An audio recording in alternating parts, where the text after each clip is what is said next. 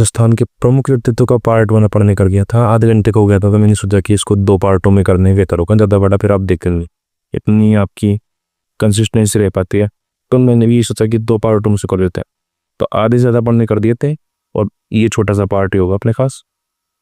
इसमें अपन देखा हम सबसे पहले तो अपन आचार्य तुलसी जी को। आचार्य तुलसी जी का जन्म सा 20 अक्टूबर 1914 को नागौर जिले के लाडनू गांव में हुआ था।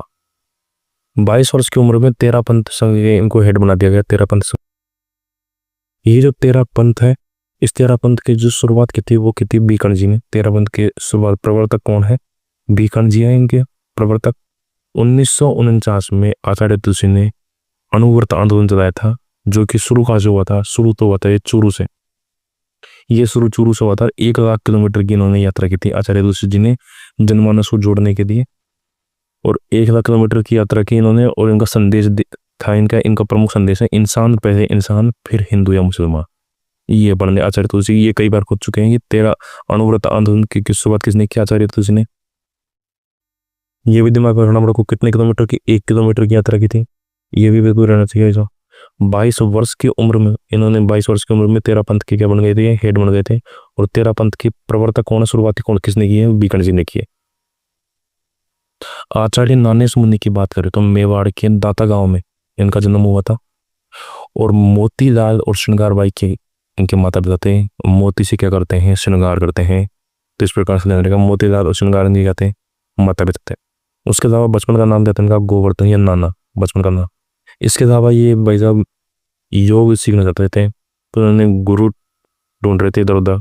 तो इनको गुरु मिले साहब गणेश लाल जी महाराज, जो कि कहाँ पे थे? कोटा के। वहाँ से उन्होंने को गुरु बनाया और उनसे दीक्षा प्राप्त की। दाता के पास में ही जगह है कपासन, कपासन जो कि वर्तमान में चित्तौड़ में पड़ता है। कपासन में इन्होंने विक्रम संवत 1996 और पौष शुक्ल अष्टमी, अगर आपको नॉर्मल निकालना है तो 1996 में से 57 माइनस कर देंगे तो वर्ष हो गया 1939। नॉर्मल वर्ष तो 1939 या विक्रम संवत 1996 में पौष शुक्ल अष्टमी को इन्होंने दीक्षा प्राप्त की। और 1952 में इनको आचार्य का पद प्रदान किया गया। बलाई जाति जो कि मालवा में पड़ती है, इन बलाई जाति मालवा में पड़ने वाली, क्योंकि मांसाहार जैसे बुरे कामों से मुक्त कराकर अहिंसा और सत्य के मार्ग पर इन्होंने इनको प्रवृत्त किया। आचार्य नानेश मुनि ने आदमी से लेकर और विश्व तक को अशांत वातावरण से शांत वातावरण कराने के लिए इन्होंने समता दर्शन का, कि आदमी को पेशेंस रखना चाहिए, समता दर्शन का संदेश दिया। उन्होंने कहा कि जीवन में हर परिस्थिति में आदमी को पेशेंस धारण करके रखना चाहिए और समता समान बना रहना चाहिए। हर जैसा समान, हर परिस्थिति में समान बना रहना चाहिए। ध्यान साधना की सिद्धि इन्होंने विकसित की ताकि व्यक्ति तनाव मुक्त जीवन जी सके। और इनके नेतृत्व में 59 संतों और 310 यतियों को जैन भागवती की दीक्षा भी थी, जैन भागवती की दीक्षा। और इनकी प्रमुख रचना का नाम था समता दर्शन और व्यवहार। समता दर्शन और व्यवहार इनने बुक लिखी, जिसके द्वारा इन्होंने समरसता की भावना कर तरफ फैलाने का प्रयास किया। अब इसके अलावा एक कोमल कोठारी के बारे में कोई विशेष जानकारी नहीं है। इनके बारे में एक बात है, जो विजयदान देथा के साथ मिलकर बोरुंदा में रूपायन संस्थान की स्थापना की थी। 60 में ऐसे याद करवाया था मैंने। जन्म इनका चित्तौड़गढ़ में हुआ था। कपासन में तो वो कोई खास बात याद करने की नहीं है कोमल कोठारी के बारे में। तो इनके बारे में अपने ध्यान रखेंगे। कोमल कोठारी के बारे में तो 1929 में हुआ कपासन चित्तौड़ में। और बस एक बात है इनके बारे में, और बोरुंदा में रूपायन संस्थान की स्थापना की थी इन्होंने 1960 के अंदर विजयदान देथा के साथ हुआ था। तो ये अपन कई बार पढ़ चुके हैं, ये बात याद रह जाएगी। बोरुंदा जोधपुर में पड़ता है। कृपाल सिंह शेखावत ब्लू पोर्ट्रेट से रिलेटेड है। 1922 में इनका जन्म सीकर में हुआ था। 1974 में इनको पद्मश्री मिला था ब्लू पोर्ट्रेट के लिए। इतनी बात याद रखने की इनके लिए। 2 महान संगीतज्ञों की अपन बात करें तो जगजीत सिंह का जन्म 8 फरवरी 1941 को श्री गंगानगर कस्बे के एक सिख परिवार में हुआ था। ये एक गजल गाए थे और बेहतरीन, बहुत ही ज़्यादा बेहतरीन इनकी नच में बॉलीवुड में प्रचलित है। जिसमें सबसे ज़्यादा फेमस जो सुनी होगी आपने, चिट्ठी न कोई संदेश, जाने वो कौन सा देश, जहां तुम चले गए। तो वो इनकी फेमस है। उसके अलावा भी दुनिया भर की फेमस है। आप उनका ज़्यादातर तो जानते होंगे, नहीं जानते होते एक बार नाम डाल के देखो, 100% जान जाओगे। 2011 में 10 अक्टूबर 2011 में इनका साहब निधन हो जाता है और 2012 में इनको राजस्थान रत्न का अवार्ड दिया जाता है। पंडित विश्व मोहन भट्ट की बात करें तो इनका जन्म होता है साहब 1950 जयपुर में, और 1994 में साहब 1994 में इनको ग्रैमी अवार्ड दिया जाता है, जिसके लिए हनी सिंह जिसे नाक रगड़ते रगड़ते मर गए, लेकिन उनको ग्रैमी का जी भी नहीं मिला। इनको साहब ग्रैमी अवार्ड मिला पड़ा है। वो गाने गाते रहते, दुआ करूँ मेरे लिए ग्रैमी ले आऊँगा, लेकिन ग्रैमी का जी भी उनको कोई दे नहीं रहा। लेकिन साहब विश्व मोहन भट्ट जी को ग्रैमी अवार्ड से नवाजा गया है। इन्होंने काम किया था वो सबसे मोहन वीणा की खोज की थी, और मोहन वीणा में स्पेशल क्या है, गिटार में इन्होंने सितार, सरोद और वीणा के 14 एक्स्ट्रा तारों का यूज किया।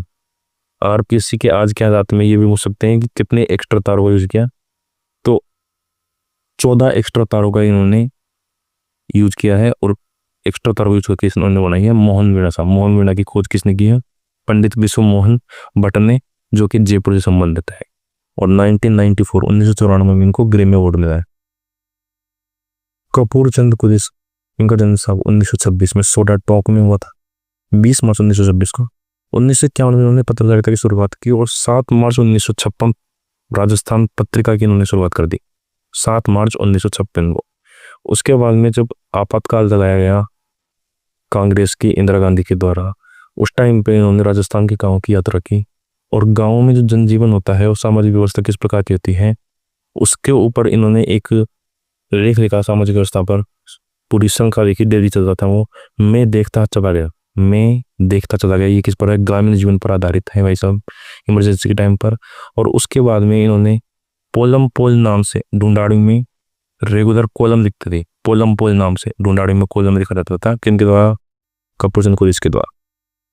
ये इनके बारे में बात करते हैं। उसके बारे में बात करेंगे अपन पीके सेठी की बात में।